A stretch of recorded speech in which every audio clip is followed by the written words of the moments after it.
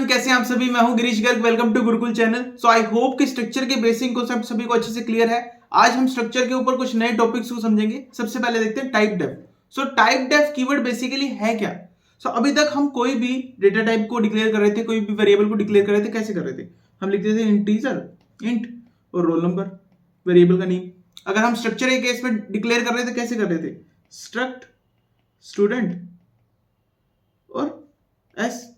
Correct. अब यहां पर इंटीजर मेरा डेटा टाइप है और स्ट्रक्ट स्टूडेंट मेरा कंप्लीट डेटा टाइप है।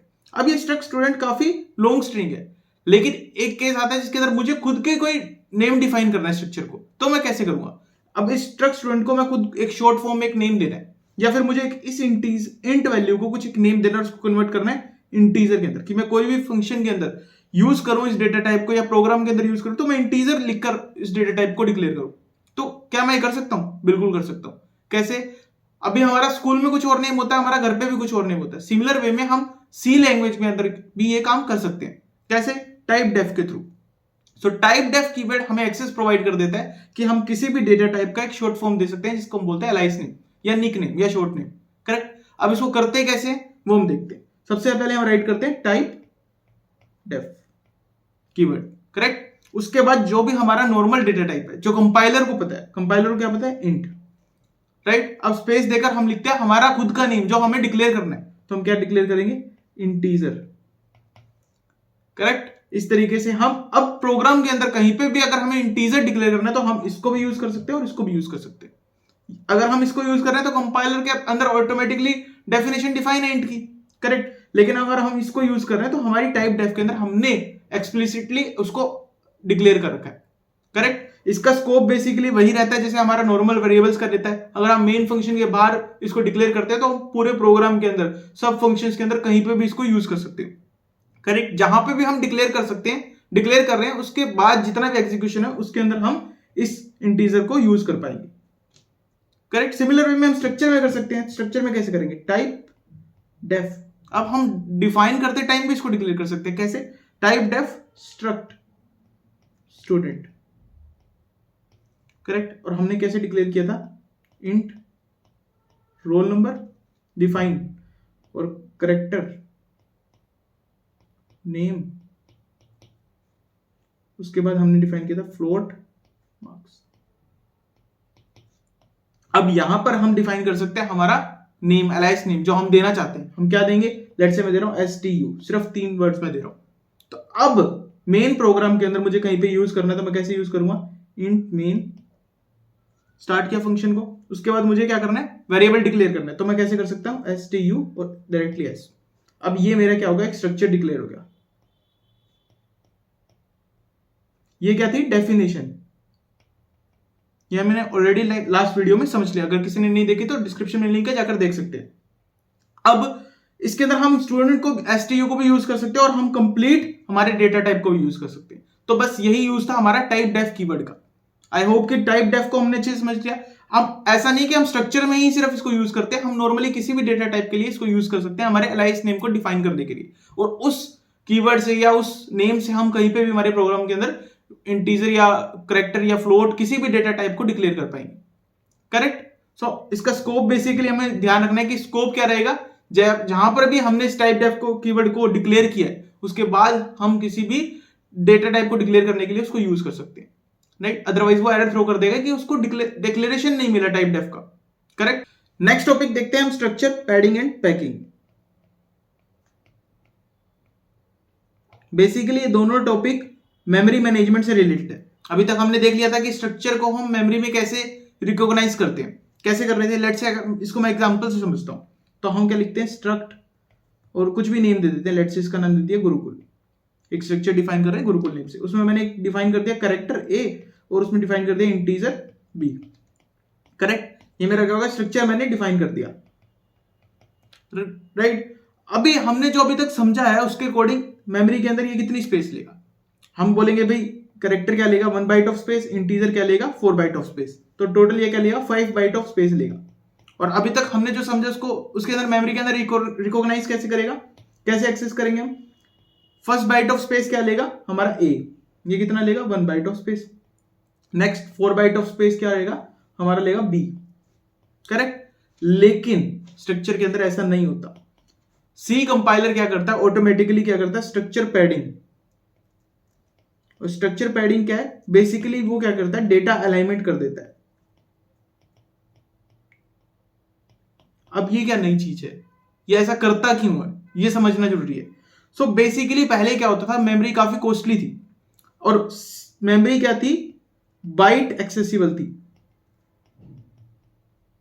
करेक्ट, मेमोरी बाइट एक्सेसिबल थी। तो क्या करता था, सीपीयू जब भी मेमोरी को एक्सेस करता था वो एक बाइट को रीड करता था, फिर मेमोरी के अंदर जाता था, सेकंड बाइट को रीड करता था, फिर मेमोरी में जाता था, थर्ड बाइट को रीड करता था। लेकिन अब जो मेमोरीज हैं वो क्या है, वर्ड एक्सेसिबल।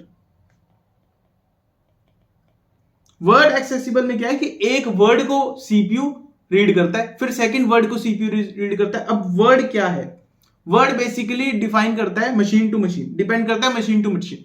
अगर हम 32 बिट मशीन देख रहे हैं तो एक वर्ड क्या रहेगा, 4 बाइट का रहेगा। और अगर हम 64 बिट मशीन देख रहे हैं तो जनरली वो 8 बाइट का रहेगा। करेक्ट। अब क्या कर रहा है, बेसिकली मतलब क्या हुआ कि सीपीयू जब भी रीड कर रहा है मेमोरी के अंदर से, वो 4 बाइट एक साथ रीड कर रहा है या फिर 8 बाइट एक साथ रीड कर रहा है। लेट्स से हम 4 बाइट का अगर एग्जांपल लेते हैं तो इस केस के अंदर सी कंपाइलर क्या करता है, ऑटोमेटिकली पैडिंग कर देता है 4 बाइट की। कैसे, अगर हम सेम एग्जांपल लें, ये ए और बी का, मैंने क्या डिफाइन किया, कैरेक्टर और इंटीजर। अब कंपाइलर क्या करेगा, जो स्ट्रक्चर के अंदर डिफाइन करेगा, एक बाइट के अंदर हमारा क्या स्टोर होगा, 1 बाइट के अंदर ए। लेकिन हमारा नेक्स्ट यहां पर बी डिफाइन नहीं होगा, बी एक्सेस नहीं कर सकते हम डायरेक्टली। क्यों, ये क्या करेगा, यहां पर स्पेस को खाली छोड़ देगा। ये 3 बाइट जो स्पेस है ये खाली छोड़ देगा कंपाइलर, और यहां पर हमारा डिफाइन करेगा बी 4 बाइट्स के अंदर। क्यों, मेमोरी को फास्ट करने के लिए, मेमोरी एक्सेस फास्ट करने के लिए। कैसे, अब क्या करेगा, जब भी हमें ए को एक्सेस करना है तो वो क्या करेगा, एक वर्ड को रीड करेगा। उस वर्ड को रीड करने के लिए वो क्या करेगा, 4 बाइट्स को एक्सेस करता है। जैसे हमने देखा वर्ड्स क्या डिक्लेयर करता है, 4 बाइट ऑफ स्पेस को, मींस वो 4 बाइट्स को रीड करेगा। तो 4 बाइट्स को क्या करेगा, वो ए को रीड कर देगा। लेकिन अगर हमें इंटीजर को रीड करना है, हमारा बी को रीड करना है, तो वो क्या करेगा, नेक्स्ट वर्ड के ऊपर जाएगा और नेक्स्ट वर्ड को रीड कर लेगा। लेकिन हमारी मेमोरी कैसे फास्ट हुई, अगर हम केस लें सिंपल वाला, हमने क्या किया, ए को यहां पर एक्सेस किया 1 बाइट ऑफ स्पेस से, और 4 बाइट से अंदर हमने बी को यहां पे स्टोर कर रखा है। हम दोनों केसेस को समझते हैं कि फास्ट कैसे हुए। अब मैंने राइट कर रखा है, let's say printf %d और s dot b, let's say. Correct, s मैंने गुरुकुल वेरिएबल कुछ डिक्लेयर कर रखा है। फाइन। अब बी को जब मैं एक्सेस कर रहा हूं इस केस के अंदर, और मेरी मेमोरी क्या है, वर्ड एक्सेसिबल। करेक्ट। अब इसको रीड करने के लिए क्या होगा, यहां पर स्पेस कैसे ऑक्यूपाई है, 1 बाइट, एंड यहां पर हमारी कुछ ए बाइट है, यहां पर हमारी बी बाइट है। लेकिन रीड कैसे कर रहा है, 4 byte of space. Compile CPU क्या करेगा, सबसे पहले इन 4 बाइट्स को रीड करेगा। करेक्ट, इस बी को एक्सेस करने के लिए। अब यहां पर क्या है, 3 बाइट्स ही बी की रीड हो पाई, 1 बाइट अभी भी बी की रीड नहीं हुई, तो उसके लिए क्या होगा, दूसरी सीपीयू साइकिल को यूज करेगा। तो वो सीपीयू साइकिल में क्या करेगा, नेक्स्ट 4 बाइट्स को कंपाइलर रीड करेगा। तो क्या होगा, स्लो होगी हमारी स्पीड। लेकिन इस केस के अंदर जब कंपाइलर ने पैडिंग कर रखी है, तो पैडिंग के अंदर क्या होगा, पहले वो डायरेक्टली बी को एक्सेस करेगा, एस डॉट बी को, और बी क्या है, डायरेक्टली 4 बाइट्स के अंदर स्टोर्ड है। तो क्या होगा, एक बार में ही हम इंटीजर वेरिएबल को हमारे को एक्सेस कर पाएंगे। राइट। तो इस प्रोसेस के थ्रू, इस पैडिंग के थ्रू कंपाइलर ने क्या किया, मेमोरी एक्सेस को फास्ट कर दिया। अब मेमोरी काफी कॉस्टली भी नहीं है, तो हम इतना यूटिलाइजेशन इसका वेस्ट कर सकते हैं। और ये वेस्ट होगा भी तब अगर जो साइज ऑफ जो हमारा वेरिएबल है वो इंक्रीज हो रहा है इतनी 3 बाइट से ज्यादा। करेक्ट, यहां पर 4 बाइट ऑफ स्पेस ले रहा था, इसीलिए उसने क्या किया, पैडिंग क्रिएट करी। अगर यहां पर ए है और हमारा बी भी कैरेक्टर होता तो बी हमारा यहीं पर आ जाता, क्योंकि वो एक वर्ड के अंदर ही कंप्लीटली उसको रीड कर पा रहा है। अगर कंपाइलर एक वर्ड के अंदर उसको कंप्लीटली रीड नहीं कर पा रहा तो वो क्या करता है, पैडिंग क्रिएट कर देता है और नेक्स्ट बाइट्स के अंदर उसको स्टोर कर देता है। सो आई होप कि पैडिंग का कॉन्सेप्ट सभी को अच्छे से क्लियर है। ये समझने जरूरी है, काफी कॉम्प्लेक्स टॉपिक नहीं है ये। जनरली हमें समझते हैं कि बस जो मेमोरी है वो वर्ड एक्सेसिबल है, पहले क्या थी, बाइट एक्सेसिबल। बाइट अगर एक्सेसिबल अगर होती तो हम जनरली बोल सकते थे कि यहां पर 5 बाइट ऑफ स्पेस लेगा। लेकिन अब कितना स्पेस लेगा, यहां पर 8 बाइट ऑफ स्पेस वो लेगा, क्योंकि हमने पैडिंग कर दी, जिसको हम बोलते हैं मेमोरी होल्स। इसको हम बोलते हैं मेमोरी होल्स। करेक्ट। पैडिंग क्या करेगा, मेमोरी होल्स को क्रिएट कर देगा। करेक्टर क्या लेगा, 1 बाइट ऑफ स्पेस, बाकी बाइट्स के अंदर हम मेमोरी होल्स क्रिएट कर देंगे या डेटा अलाइनमेंट कर देंगे नेक्स्ट वर्ड के लिए, क्योंकि हमारा जो नेक्स्ट वर्ड हमने रीड करना है वो क्या है, इंटीजर स्टोर करना है, और वो क्या ले रहा है 4 बाइट ऑफ स्पेस। लेकिन यहां पर जो हमारे पास स्पेस बची है वो वर्ड के अंदर वो 3 बाइट है, तो वो क्या करेगा, एक नेक्स्ट वर्ड के अंदर उसको स्टोर करेगा ताकि मेमोरी एक्सेस फास्ट हो जाए।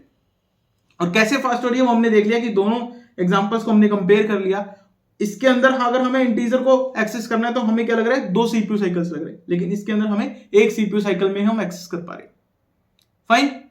सो सिमिलर वे के अंदर ये क्या करता है, कंपाइलर ऑटोमेटिकली करता है सारा काम। पैडिंग को हम डिफाइन नहीं करते, पैडिंग ऑटोमेटिकली कंपाइलर कर देता है जैसे ही हम स्ट्रक्चर्स को डिफाइन करते हैं, राइट। अब इसको हम हटा भी सकते हैं, वो हटाने का तरीका हम देखेंगे नेक्स्ट टॉपिक के अंदर, जिसको हम बोलते हैं पैकिंग इंस्टेंट, जिसके अंदर हमने मेमोरी को पैक कर दिया। वो हम एक्सप्लिसिटली डिफाइन कर देते हैं कंपाइलर को कि हमें पैडिंग नहीं करनी, राइट। अब इसके अंदर भी अगर हमने देखा कि एक एग्जांपल और देखते हैं, स्ट्रक्ट लेट्स से गुरुकुल, मैंने डिफाइन किया करेक्टर ए, करेक्टर बी और इंटीजर सी। इसके अंदर कितना स्पेस लेगा, ये क्या लेगा, 1 बाइट ऑफ स्पेस।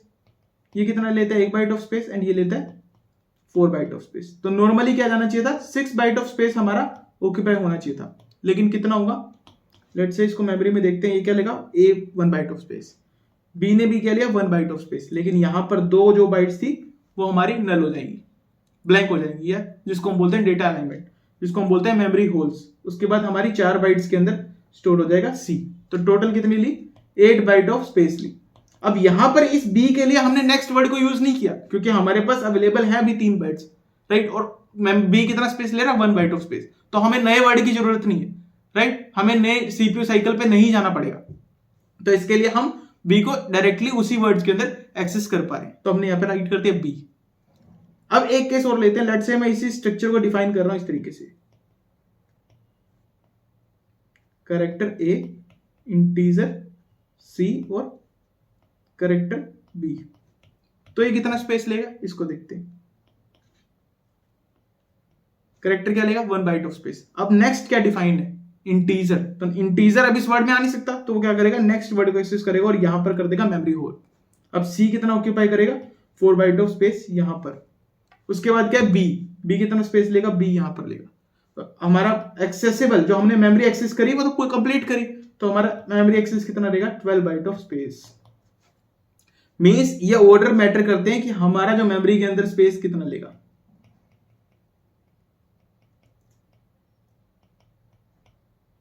करेक्ट।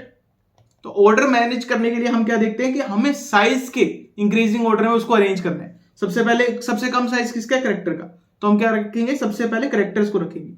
जितने भी कैरेक्टर्स वेरिएबल है सबको पहले कैरेक्टर वेरिएबल्स को रखेंगे, फिर इंटीजर वेरिएबल्स को रखेंगे, क्योंकि उनका मेमोरी साइज ज्यादा है, राइट। तो हमें यह भी समझना है कि हम कैसे इन स्ट्रक्चर को डिक्लेयर करें जिससे हमारी मेमोरी स्टोरेज लीस्ट हो।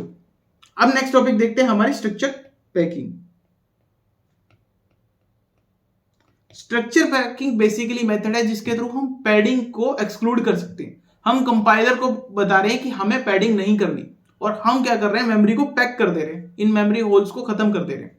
कैसे करते हैं, हम यूज करते हैं डायरेक्टिव को। डायरेक्टिव क्या है, कुछ डायरेक्टिव कीवर्ड्स हैं जिसके थ्रू हम कंपाइलर की जो फंक्शनैलिटी है उसको ऑन ऑफ कर सकते हैं। तो इसके अंदर हम क्या यूज करते हैं, हैश, प्रेग्मा, और हमारा डायरेक्टिव क्या है, पैक, और इसके अंदर हम राइट कर देंगे 1। बस हमें जस्ट ये लाइन राइट करनी है। इस लाइन के थ्रू कंपाइलर को पता लग जाएगा कि हमें पैडिंग को ऑफ करना है, करेक्ट। ये जो कीवर्ड आर्ग्यूमेंट है ये प्रोवाइड है बेसिकली ऑफसेट प्रोवाइड कर रहे हैं कि हमने कितनी बाइट्स को पैक करना है, कितनी बाइट तक उसको हमें पैक करना है। बेसिकली इन डिटेल हमें जाने की जरूरत नहीं है, हमें जस्ट ये समझना है कि इस डायरेक्टिव के थ्रू हम कंपाइलर की एक फंक्शनैलिटी को ऑन ऑफ कर रहे हैं जो कि पैडिंग, करेक्ट। अब अगर हम देखें इस केस के अंदर हम डिफाइन करते हैं सिमिलर वे में हमारे स्ट्रक्चर को, स्ट्रक्ट गुरुकुल, कैरेक्टर ए और इंटीजर बी। अब कितना स्पेस लेगा, अब वो स्पेस लेगा नॉर्मली हमारा 5 बाइट ऑफ स्पेस। कैसे, यहां पर डिफाइन होगा ए और नेक्स्ट 4 बाइट्स के अंदर हम डायरेक्टली यूज कर लेंगे बी को, करेक्ट। अब इसके अंदर साइकिल हमारी मेमोरी हमारा अभी भी वर्ड एक्सेसिबल है, तो हमारी मेमोरी साइकिल कितनी रहेगी बी को एक्सेस करने के लिए, 2 साइकिल्स यूज होंगी। करेक्ट। तो हमें ये ध्यान रखना है कि अगर हमें सिस्टम को फास्ट करना है तो कंपाइलर ऑटोमेटिकली हमारी पैडिंग कर देता है, लेकिन अगर हमें मेमोरी को मैनेज करना है, मेमोरी को सेव करना है, तो हम यूज करते हैं स्ट्रक्चर पैकिंग। तो स्ट्रक्चर पैडिंग और स्ट्रक्चर पैकिंग का इतना ही काम था। इसके बाद हम सारे कॉन्सेप्ट्स को, बेसिक कॉन्सेप्ट्स को भी और जो आज हमने आज समझे उन सभी कॉन्सेप्ट्स को प्रैक्टिकली इंप्लीमेंट करेंगे, राइट। सो सबसे पहले क्या करेंगे, हेडर फाइल्स को इंपोर्ट करेंगे।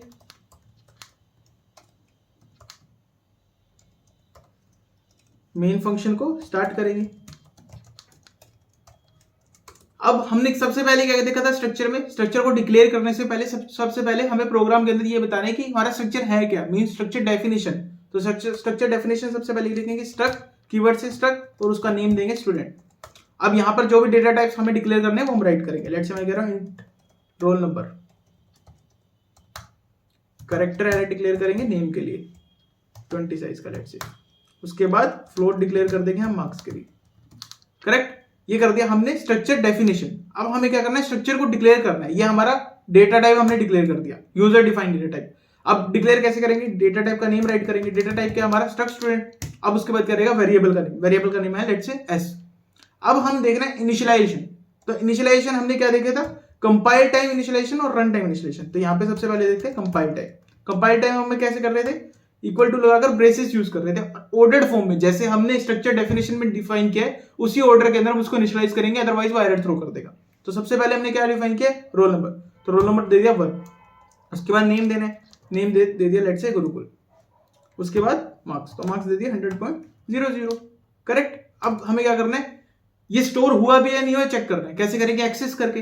तो एक्सेस कैसे कर रहे थे, एक्सेस हमने देखा था डॉट ऑपरेटर के थ्रू। तो हम देखते हैं एक्सेस, तो हम कैसे देखेंगे, प्रिंट करके देखेंगे। प्रिंट करते हैं कंट्रोल स्ट्रिंग और एस डॉट। अब हमें क्या प्रिंट करना है, roll number, correct. Similar way में control string S dot name, print F S dot marks, correct. अब इसको करते हैं कंपाइल,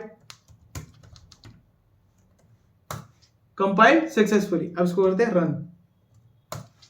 हमने रन कर दिया और हमारा आउटपुट डिस्प्ले हो गया, हमारा रोल नंबर डिस्प्ले हो गया, नेम और मार्क्स डिस्प्ले हो गए, करेक्ट। तो हमारा कंपाइल टाइम इनिशियलाइजेशन बिल्कुल सही चल रहा है। अब इसके अंदर हमने पार्शियल इनिशियलाइजेशन भी देखा था, उसको देखते हैं।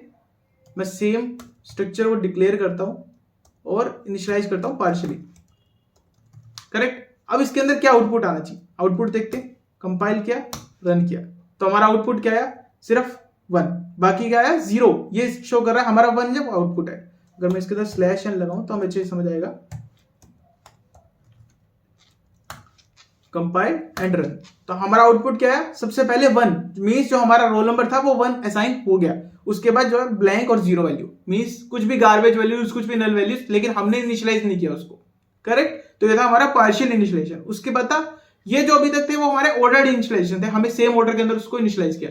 लेकिन हमारा क्या था, एक डेजिग्नेटेड इनिशियलाइजेशन, जिसके अंदर हम अनऑर्डर्ड फॉर्म के अंदर भी इनिशियलाइज कर रहे थे। वो कैसे कर रहे थे, वो चेक करते हैं। मैं सेम स्ट्रक्चर को अगर इनिशियलाइज करूं, हम यूज कर रहे थे ब्रेसेस को, हम यहां पर यूज कर रहे थे डॉट ऑपरेटर से।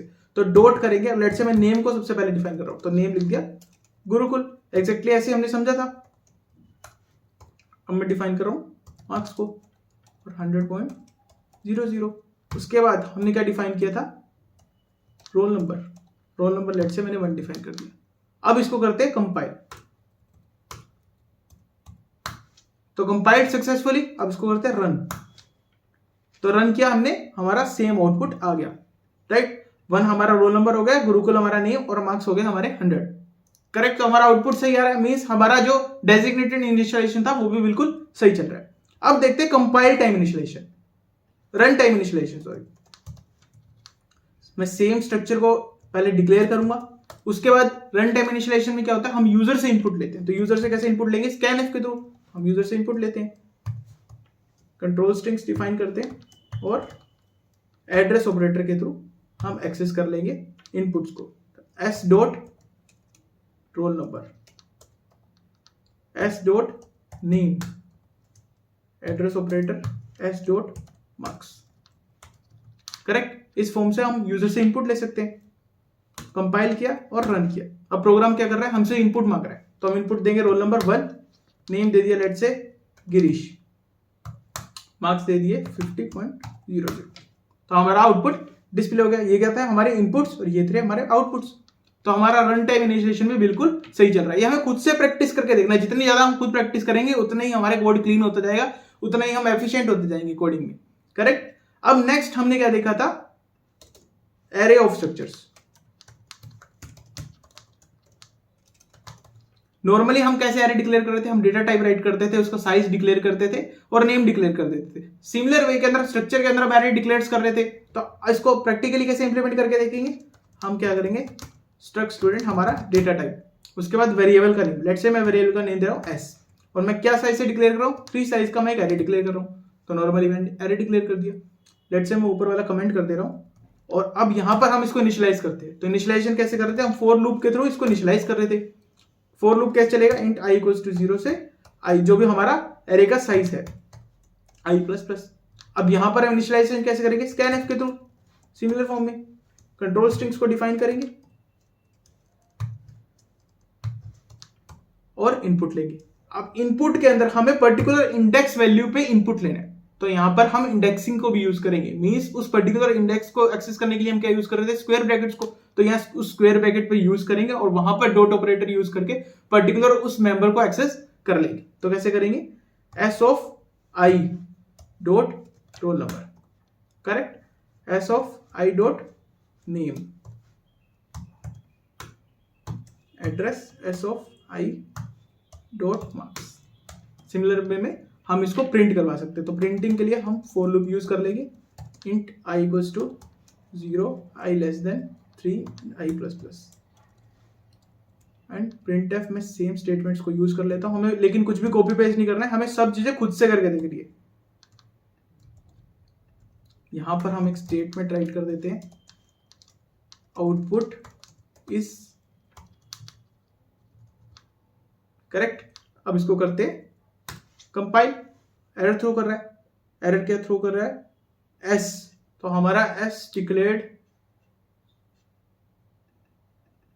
सॉरी हमने यहां पर इंडेक्स को यूज नहीं किया, तो हमें इंडेक्स यूज करना है हमने डायरेक्टली, इसलिए मैं कहता हूं कॉपी पेस्ट नहीं करना हमें कुछ भी।